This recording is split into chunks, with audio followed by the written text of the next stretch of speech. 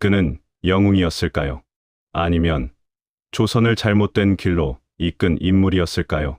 오늘 우리가 만날 사람은 조선 역사에서 가장 극적인 삶을 산 인물 중 하나입니다. 왕족으로 태어났지만 거지처럼 살았고 아무도 주목하지 않던 그가 단 하루아침에 조선 최고의 권력자가 되었습니다. 사람들은 그를 상갓집 개라고 불렀습니다. 양반들의 잔치상을 얻어먹으러 다니고 술에 취해 길에서 쓰러지고 누가 뺨을 때려도 그냥 웃어넘기던 남자. 그 남자가 훗날 조선의 심장을 쥐게 됩니다. 어떻게 이런 일이 가능했을까요? 그 비밀은 바로 이 남자의 무서운 인내심에 있었습니다. 오늘 이 영상을 끝까지 보시면 여러분은 권력이란 무엇인지, 그리고 진짜 강한 사람이 어떤 사람인지를 다시 생각하게 될 것입니다. 여기서 이상한 일이 벌어집니다. 이 모든 굴욕이 사실은 그가 직접 선택한 것이었습니다. 잠깐, 여기서 한 가지 이상한 점이 있습니다. 조선에는 분명히 왕이 있었습니다. 고종이라는 왕이 버젓이 용상에 앉아 있었습니다. 그런데 왜 조선의 모든 권력은 왕이 아닌 그의 아버지 흥선대원군 이하응의 손안에 있었을까요? 조선의 법도에는 왕이 아닌 자가 나라를 다스릴 수 없다는 원칙이 있었습니다. 하지만 대원군은 그 원칙을 완전히 무너뜨렸습니다. 그것도 누가 막지 않았기 때문이 아닙니다. 아무도 감히 막을 수 없었기 때문입니다. 이 남자의 진짜 무서운 점은 바로 여기에 있습니다. 왕위에 오르지 않고도 왕보다 강한 권력을 가졌다는 것. 그리고 그 권력을 얻기 위해 그가 선택한 방법은 지금도 많은 사람들에게 충격을 줍니다. 하지만 아무도 예상하지 못한 일이 일어나게 됩니다. 그 방법은 바로 10년 동안 바보처럼 살아가는 것이었습니다. 이야기는 19세기 초반의 조선으로 거슬러 올라갑니다. 당시 조선은 표면적으로는 왕이 다스리는 나라였습니다. 하지만 실제로는 달랐습니다. 조선을 실질적으로 지배한 것은 안동 김씨 가문이었습니다. 이들은 왕실과의 혼인을 통해 권력을 독점했습니다. 왕비를 배출하고 외척이 되고 그 외척이 국정을 장악했습니다. 이것을 세도정치라고 부릅니다. 세도정치가 계속되는 동안 조선의 왕들은 사실상 허수아비였습니다. 안동 김씨의 눈 밖에 나는 순간 왕이라도 살아남기 어려웠습니다. 그렇다면 왕족들은 어땠을까요? 왕족들, 즉 왕의 먼 친척들은 더욱 위험한 처지였습니다. 세도가들은 왕족들이 힘을 키우는 것을 철저히 막았습니다. 조금이라도 능력이 있어 보이는 왕족은 반드시 죽거나 귀양을 갔습니다. 그 시대의 왕족으로 살아남는 방법은 단 하나였습니다. 철저하게 아무것도 아닌 사람처럼 보이는 것. 그리고 이 사실을 누구보다 잘 알고 있던 사람이 한 명 있었습니다. 바로 이하응. 훗날 흥선대원군이 되는 그 남자였습니다. 그리고 이 사건이 조선을 뒤흔들게 됩니다. 이하응은 순조의 손자였습니다. 왕의 피를 이어받은 왕족이었습니다. 하지만 그가 살던 시대의 왕족이라는 신분은 특권이 아니었습니다. 오히려 표적이 되는 것이었습니다. 그는 어린 시절부터 세도가들의 감시를 받으며 자랐습니다. 왕족이라는 이유만으로 항상 의심의 눈초리를 받았습니다. 능력이 있으면 죽고 야망이 있어 보이면 귀양갑니다. 그렇다면 살아남으려면 어떻게 해야 할까요? 이하응은 아주 어린 나이에 그 답을 찾았습니다. 살아남으려면 완전히 쓸모없는 사람처럼 보여야 한다. 그래서 그는 연기를 시작했습니다. 술주정뱅이처럼 굴고 돈을 구걸하러 다니고 잔치집 마당에서 얻어먹고 체면도 없이 웃고 다녔습니다. 사람들은 그를 비웃었습니다. 왕족 집안 자손이라는 사람이 저렇게 살다니. 하지만 그 웃음 속에서 이하응은 무언가를 보고 있었습니다. 조선의 권력 구조를, 사람들의 마음을, 그리고 자신에게 기회가 올 날을 기다리고 있었습니다. 하지만 아무도 예상하지 못한 일이 일어나게 됩니다. 그 기다림은 생각보다 훨씬 길고 훨씬 잔인한 것이었습니다. 여러분은 어떻게 생각하십니까? 자신의 능력을 감추고 10년 넘게 바보처럼 산다는 것이 가능한 일일까요? 대부분의 사람은 그렇게 하지 못합니다. 자존심이 허락하지 않기 때문입니다. 하지만 이하응은 달랐습니다. 그는 자존심을 철저하게 감추었습니다. 그 이유는 하나였습니다. 살아남아야 한다는 것, 그리고 살아남아야 반드시 기회가 온다는 것. 그는 안동 김씨 집안의 잔칫집을 찾아다녔습니다. 권력의 핵심에 있는 사람들의 집에서 밥을 얻어먹었습니다. 그러면서 그는 관찰했습니다. 누가 진짜 힘을 가지고 있는지, 누가 누구를 두려워하는지, 조선의 권력이 어떻게 움직이는지, 모든 것을 머릿속에 새겼습니다. 겉으로는 아무것도 아닌 사람이었지만 속으로는 치밀하게 계획을 세우고 있었습니다. 오늘날로 치면 가장 위험한 곳에서 가장 긴 시간을 버티며 때를 기다리는 전략가였습니다. 그런데 여기서 이상한 일이 벌어집니다. 그 기회는 아주 뜻밖의 방식으로 아주 갑작스럽게 찾아옵니다. 사람들이 그를 상갓집 개라고 부른 것은 과장이 아니었습니다. 그는 실제로 상갓집, 즉 장례가 열리는 집을 찾아다니며 음식을 얻어먹었습니다. 당시 상갓집에서는 손님들에게 음식을 대접하는 풍습이 있었습니다. 이하응은 이것을 이용했습니다. 초상이 났다는 소식을 들으면 그 집을 찾아가 밥을 얻어먹고 술을 얻어 마셨습니다. 양반 집안 사람들은 그를 보며 비웃었습니다. 왕족이라는 사람이 저 꼴이라니.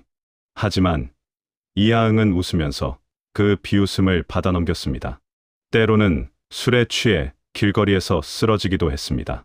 누군가 그의 뺨을 때리면 화내지 않고 그냥 웃었습니다. 세도가의 하인들조차 그를 무시했습니다. 이하응은 그 모든 것을 견뎠습니다. 하루하루가 치욕이었지만 그는 그 치욕 안에서 자신을 지켰습니다. 조선의 권력자들은 그를 완전히 무해한 인물로 여겼습니다.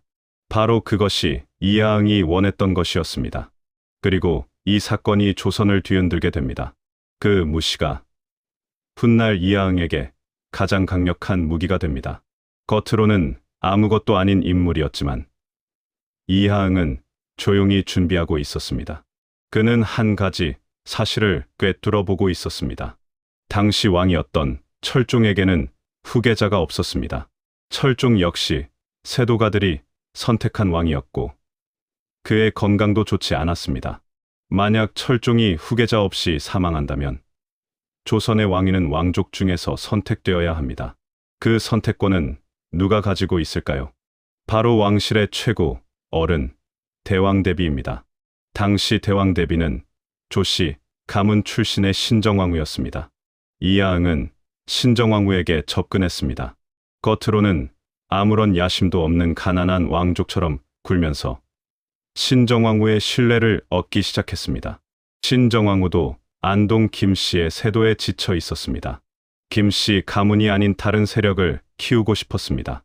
그 접점에서 이하응과 신정왕후의 이해관계가 맞아떨어졌습니다. 이하응에게는 자신의 아들이 있었습니다. 총명하고 건강한 아들. 그 아들이 훗날 고종이 됩니다. 하지만 아무도 예상하지 못한 일이 일어나게 됩니다. 기회는 이하응이 생각했던 것보다 훨씬 빨리 찾아옵니다. 철종 14년, 서기 1863년의 겨울이었습니다. 철종이 마침내 세상을 떠났습니다. 후계자가 없었습니다. 조선 왕실은 발칵 뒤집혔습니다. 안동 김씨는 자기 가문에게 유리한 왕을 앉히려 했습니다. 하지만 그날 밤 신정왕후가 먼저 움직였습니다. 신정왕후는 왕실의 최고 어른으로서 다음 왕을 결정할 권한이 있었습니다. 그녀의 선택은 이하응의 아들 12살의 이명복이었습니다. 이 소식을 들은 안동 김씨는 당황했습니다. 하지만 신정왕후의 결정을 막을 수는 없었습니다. 그날 밤 이명복은 왕위에 오릅니다. 고종입니다. 그리고 아버지 이하응은 흥선대원군이 되었습니다. 왕의 아버지라는 뜻의 대원군. 그 순간 10년이 넘는 굴욕의 세월이 끝났습니다. 상갓집 개라 불리던 남자가 조선의 심장을 손에 쥐게 되었습니다. 그런데 여기서 이상한 일이 벌어집니다. 권력을 잡은 이하응의 첫 번째 행동은 아무도 예상하지 못한 것이었습니다. 권력을 잡은 대원군은 망설이지 않았습니다. 그는 기다려왔습니다. 10년이 넘는 세월 동안 준비해왔습니다. 그래서 그의 첫 번째 행동은 빠르고 강렬했습니다. 대원군은 곧바로 안동 김씨 세력을 조정해서 몰아내기 시작했습니다. 수십 년간 조선을 주물러온 세도 가문이 하루아침에 무너졌습니다.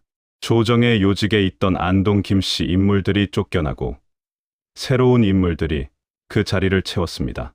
백성들은 환호했습니다. 수십 년간 그들을 착취하던 세도 가문이 물러났으니까요. 하지만 대원군의 개혁은 거기서 멈추지 않았습니다. 그는 조선의 모든 것을 바꾸려 했습니다. 그리고 그 과정에서 엄청난 반발이 생겨납니다. 왜냐하면 대원군의 개혁은 때로는 너무 강압적이었고 때로는 백성들의 삶을 더욱 힘들게 만들었기 때문입니다. 하지만 아무도 예상하지 못한 일이 일어나게 됩니다. 가장 강력한 반발은 밖에서 온 것이 아니라 안에서 왔습니다. 대원군의 개혁 중 가장 충격적인 것은 서원 철폐였습니다. 서원이란 조선의 사립 교육기관이자 지방 유림들의 근거지였습니다. 전국에 수백 개가 있었고 양반들의 힘의 원천이었습니다. 서원들은 세금을 내지 않았습니다. 백성들의 노동력을 착취했습니다. 그리고 지방 권력의 핵심이 되어 있었습니다. 대원군은 이 서원들을 대부분 폐쇄했습니다. 전국 수백 개의 서원 중 47개만 남기고 모두 없애버렸습니다. 전국의 유림이 들고 일어났습니다. 수백 명의 유학자들이 대원군에게 항의하는 상소를 올렸습니다. 대원군의 대답은 단 한마디였습니다. 백성을 괴롭히는 서원은 공자라 해도 용납할 수 없다. 그리고 예정대로 철폐를 강행했습니다. 이것은 조선 역사에서 전례 없는 일이었습니다. 유림의 반발이 두려워 아무도 손대지 못했던 서원을 대원군은 단숨에 쓸어버렸습니다. 백성들은 대원군을 칭송했습니다. 하지만 양반들의 분노는 하늘을 찔렀습니다. 그런데 여기서 이상한 일이 벌어집니다. 대원군을 무너뜨릴 진짜 적은 유림이 아닌 전혀 다른 곳에서 나타납니다. 대원군은 경복궁을 다시 짓기로 결정했습니다. 경복궁은 임진왜란 때 불타버린 이후 약 270년 동안 폐허로 남아 있었습니다. 대원군에게 경복궁 준건은 단순한 공사가 아니었습니다. 왕실의 권위를 되살리고 조선이 다시 강한 나라라는 것을 보여주는 상징이었습니다. 하지만 문제가 있었습니다. 조선의 국고가 텅 비어 있었다는 것입니다. 대원군은 전국에 원납전을 거뒀습니다. 강제로 헌납을 받은 것입니다. 백성들의 노동력을 강제로 동원했습니다. 전국 각지에서 사람들이 끌려와 공사장에서 일해야 했습니다. 그것도 모자라 당백전이라는 화폐를 남발했습니다. 액면가를 100배로 올린 화폐였습니다. 결과는 인플레이션이었습니다. 물가가 폭등했습니다. 백성들의 삶은 더욱 피폐해졌습니다.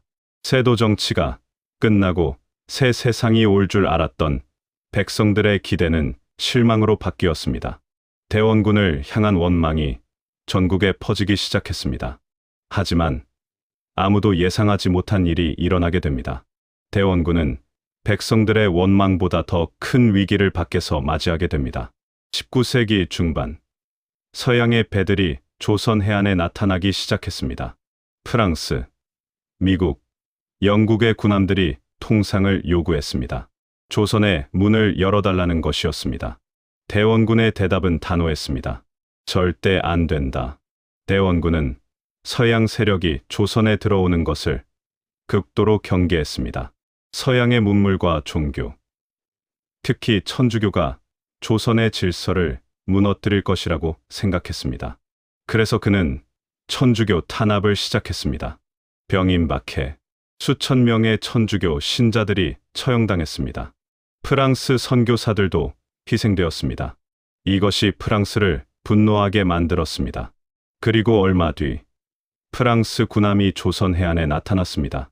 대원군은 물러서지 않았습니다. 오히려 더욱 강하게 맞섰습니다. 그런데 여기서 이상한 일이 벌어집니다. 이 충돌이 대원군의 쇄국 정책을 더욱 굳건하게 만드는 결과를 낳게 됩니다. 1866년 프랑스 함대가 강화도를 공격했습니다. 이것이 병인양요입니다. 프랑스 군대는 강화도를 점령하고 조선을 위협했습니다. 개항하지 않으면 더 강한 공격을 하겠다고 했습니다. 대원군은 협상하지 않았습니다. 조선 군대와 의병들이 강화도 각지에서 프랑스군에 맞섰습니다. 가장 치열했던 것은 정족산성 전투였습니다. 조선 군사 50여 명이 프랑스 군사 150명과 싸워 물리쳤습니다. 결국 프랑스 함대는 물러났습니다.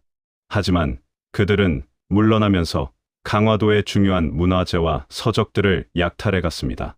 대원군은 이 결과를 승리라고 선언했습니다. 조선이 서양의 군대를 물리쳤다는 것이었습니다.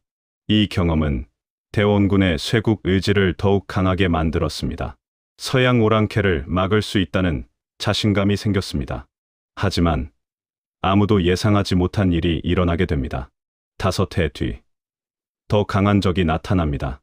1871년, 이번에는 미국 함대가 강화도를 공격했습니다. 신미양요입니다. 미국은 몇 해 전 강화도 해안에서 침몰한 제너럴 셔먼 호 사건을 빌미로 삼았습니다. 미국의 군사력은 프랑스보다 강했습니다. 광성보에서의 전투는 처참했습니다. 조선 군사들은 화력의 열세에도 불구하고 끝까지 싸웠습니다. 조선군 장수 어제연과 수백 명의 군사들이 전사했습니다. 하지만 조선은 끝내 굴복하지 않았습니다. 미국 함대도 결국 물러났습니다. 이후 대원군은 전국 곳곳에 척화비를 세웠습니다. 척화비에는 이런 글이 새겨졌습니다. 서양 오랑캐가 침범하는데 싸우지 않으면 화친이요. 화친을 주장하는 것은 나라를 파는 것이다. 이 비석은 조선이 외세에 절대 문을 열지 않겠다는 선언이었습니다. 대원군의 의지는 돌처럼 굳었습니다. 그런데 여기서 이상한 일이 벌어집니다. 이 쇄국의 의지가 강하면 강할수록 조선은 더욱 위험한 길로 가고 있었습니다. 그리고 대원군에게는 더 가까운 곳에서 적이 다가오고 있었습니다. 1866년 대원군은 아들 고종의 왕비를 직접 골랐습니다. 여주 민씨 가문의 처녀 민씨. 대원군이 민씨를 선택한 이유는 분명했습니다. 민씨의 집안은 힘이 없었습니다. 세력이 없는 가문에서 왕비가 오면 외척 세력이 생기지 않을 것이라고 생각했습니다. 하지만 대원군의 계산은 완전히 빗나갔습니다. 민씨는 세력이 없었지만 그 자신이 대단한 인물이었습니다. 총명하고 담대하고 정치 감각이 뛰어났습니다. 민씨는 궁궐 안에서 조용히 자신의 세력을 키워나갔습니다. 고종의 신뢰를 얻었습니다. 민씨 가문 사람들을 요직에 앉혔습니다. 그리고 무엇보다 중요한 것은 고종이 점점 대원군이 아닌 왕비의 말에 귀를 기울이기 시작했다는 것입니다. 대원군과 민씨, 시아버지와 며느리, 이 둘의 충돌은 조선 역사에서 가장 드라마틱한 권력 싸움으로 이어집니다. 하지만 아무도 예상하지 못한 일이 일어나게 됩니다. 고종이 직접 아버지를 몰아낼 결심을 하게 됩니다. 대원군과 민씨, 즉 훗날의 명성황후 사이의 싸움은 처음에는 시면 아래서 이루어졌습니다. 대원군은 며느리를 무시했습니다. 세력 없는 집안 출신에 처음에는 별 주목도 받지 못하던 여인이었으니까요. 하지만 민씨는 차근차근 준비했습니다. 고종의 마음을 얻었습니다. 조정의 신하들 중에서 대원군에게 불만을 가진 이들을 자기 편으로 끌어들였습니다. 서원 철폐로 분노한 유림, 경복궁 공사로 지친 백성들의 대변인들, 그들은 모두 민씨 주변에 모였습니다. 1873년 마침내 결정적인 순간이 왔습니다. 최익현이라는 신하가 상소를 올렸습니다. 대원군의 실정을 조목조목 비판하는 내용이었습니다. 이 상소는 그냥 상소가 아니었습니다. 민씨 세력이 배후에서 지원한 것이었습니다. 고종은 이 상소를 계기로 직접 결단을 내렸습니다. 아버지 대원군에게 더 이상 섭정을 하지 말 것을 선언했습니다. 그런데 여기서 이상한 일이 벌어집니다. 10년을 굴욕 속에서 버텼던 그 남자가 이번에는 정반대의 굴욕을 맛보게 됩니다. 1873년 흥선대원군 이하응은 권좌에서 물러났습니다. 집권 10년 만이었습니다. 아들 고종이 직접 내린 결정이었습니다. 대원군이 왕의 아버지라는 이유로 왕보다 더 강한 권력을 휘두른 것에 대한 반발이 터져나왔습니다. 유림의 반발, 백성들의 원망, 그리고 고종과 민씨의 결단. 이 모든 것이 합쳐져 대원군을 물러나게 만들었습니다. 대원군은 경기도 양주의 별장으로 물러났습니다. 한때 조선의 심장을 쥐고 있던 손이 이제 공허하게 허공을 잡았습니다. 하지만 대원군이라는 인물은 거기서 끝나지 않았습니다. 그는 다시 기회를 노렸습니다. 그 끈질김이 바로 이 남자의 진짜 무서운 점이었습니다. 하지만 아무도 예상하지 못한 일이 일어나게 됩니다. 두 번째 기회는 엉뚱한 곳에서 엉뚱한 방식으로 찾아옵니다. 1882년 서울에서 군인들이 봉기를 일으켰습니다. 이모군란입니다. 신식 군대에 밀려 차별받던 구식 군인들이 들고 일어난 것이었습니다. 이들의 분노는 민씨 세력과 일본을 향했습니다. 군인들은 민씨 가문 사람들을 처형하고 일본 공사관을 공격했습니다. 그리고 그들은 대원군을 찾아갔습니다. 대원군을 다시 옹립하겠다는 것이었습니다. 대원군은 이 기회를 놓치지 않았습니다. 군인들과 함께 궁궐로 들어왔습니다. 다시 한번 권력을 잡았습니다. 명성황후는 궁궐을 탈출해 목숨을 건졌습니다. 하지만 대원군의 두 번째 집권은 오래가지 않았습니다. 청나라가 군대를 보냈습니다. 청나라는 조선에서의 영향력을 유지하기 위해 이모군란을 진압하겠다고 나섰습니다. 그리고 그 과정에서 대원군을 체포해버렸습니다. 대원군은 청나라로 끌려갔습니다. 그런데 여기서 이상한 일이 벌어집니다. 조선 최고의 권력자가 이국 땅에 포로로 잡혀가는 믿기 어려운 일이 벌어집니다. 흥선대원군은 청나라 천진으로 끌려갔습니다. 이국 땅에서 그것도 자신이 그토록 몰아내려 했던 외세에 의해 억류되는 신세가 된 것입니다. 3년 가까운 세월을 청나라에서 보냈습니다. 1885년에야 조선으로 돌아올 수 있었습니다. 하지만 귀국 후에도 대원군은 권력을 완전히 회복하지 못했습니다. 명성황후와의 갈등은 끝나지 않았습니다. 조선을 둘러싼 청나라와 일본의 각축은 더욱 심해졌습니다. 대원군은 또 한 번 권력을 잡으려 했습니다. 청일전쟁 이후 일본의 영향력이 강해지던 시절, 일본이 대원군을 이용하려 했습니다. 명성황후를 제거하고 대원군을 앞세우려 한 것입니다. 1895년 을미사변이 일어났습니다. 일본 낭인들이 궁궐에 침입해 명성황후를 시해했습니다.